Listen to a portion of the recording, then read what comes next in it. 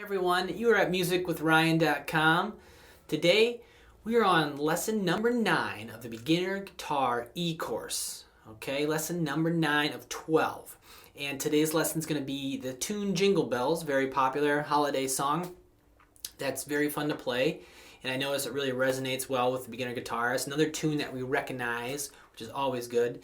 We're going to learn a basic melody and a more intermediate melody using what I call double stops. It's a fancy term for playing two notes at once.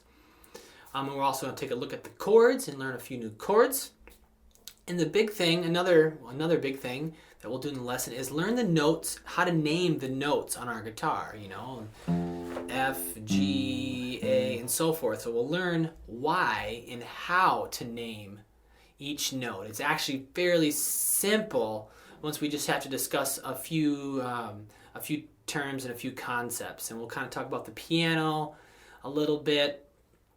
And we'll kind of get you going just really lightly on the surface with some theory things and just learning the notes again. And take it real slow, right by the hand. I promise you'll understand.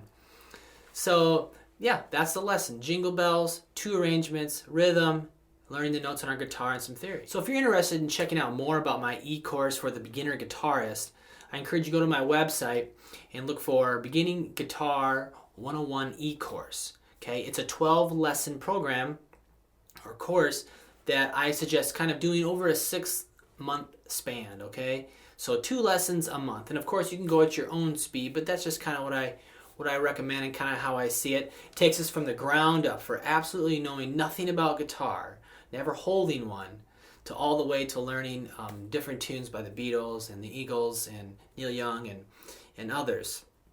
So this might be something for you, again, if you're just picking up a guitar, or maybe you just had a lesson or two, or you've just been fiddling around on it on your own for 6, 8, 10 months and not sure where to start and want to make sure you're doing things right. Well, I've done the best I can at explaining everything in detail. Again, 12 lessons, almost 12 hours of video, 12 different songs, and it comes with MP3 backing tracks to practice along with, and an ebook of instruction, sheet music, and chord charts. And we talk about how to read all that. Okay, so very in-depth, close-ups of left and right hand, of course, and different angles on how to hold the guitar and so forth. So if you like what you see, check that out. For now, we're going to give you a little snippet of lesson number 9 so you can see what's going on. Thanks for your support, and I will see you next time. Really need to know two, or I guess perhaps 2 things, but one major thing. And if we have our musical alphabet, I can write it down on the screen if you want, but it's maybe I will. A, B, C, D, E, F, G. Okay, and then it starts over. A, B, C, D, E, F, G, A, B, C, D. So if you think about a piano, it's all those white keys. And it just goes over and over and over, okay? And there's like 8 octaves, right? So A, B, C, D, F, G, A, B, C, D, F, G. And of course, there's the black notes, and those are sharps and flats, okay? But we can talk about sharps and flats too. So, so the biggest thing we need to know is that there's a half a step between E and F and B and C. So there's no black key on the piano. So if you had piano experience, this will be great. If you don't, you should get familiar with the piano, I recommend. But there's no black key there. So a full step is 2 frets. So if I play a note on the 1st fret of the low E, and I move up a full step, I'm up to the 3rd fret. I move up another full step, 5th fret. If I go up a half step, it's just 1 fret. Okay, so a full step is 2 frets, while a half a step is 1 fret. Okay, so again, I'm going to repeat this. You just need to remember that there's a half a step between the notes B and C and E and F. There's no black key. Half a step between E and F and B and C, okay? The other thing we need to know is our string names, okay? So that's the 2 things I was thinking of.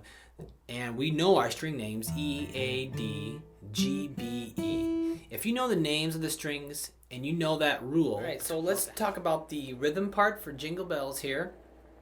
And as you see, the chords are written above every measure or not every measure, but every time they change. So, the first, there's G for 3 measures, and C for 2, D for 2, and so forth. So the chord doesn't change until indicated.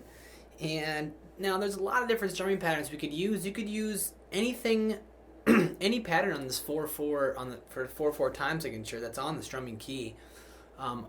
They would all work and they'd all give it different feels. And so I encourage you to kind of experiment with that if you're getting to strum and you're understanding how to strum tunes and it's becoming comfortable.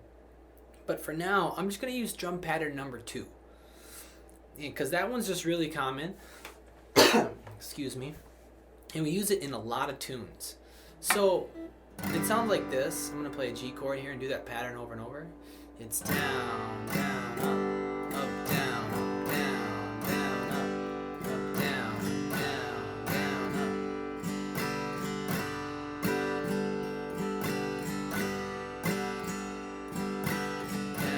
down, up, down. And we used it in You Are My Sunshine as one of the patterns.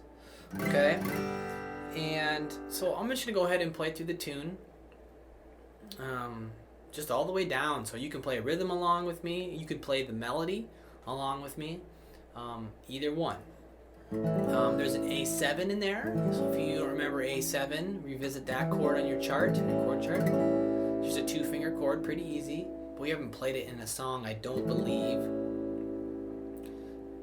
So yeah, but other than that, G, C, D. So let's try it. I'm going to play from the beginning, nice and easy. So it's got that little pickup there, and that's what the melody, you would play before I started strumming or started singing. So like 1, 2, 3. Dun, dun.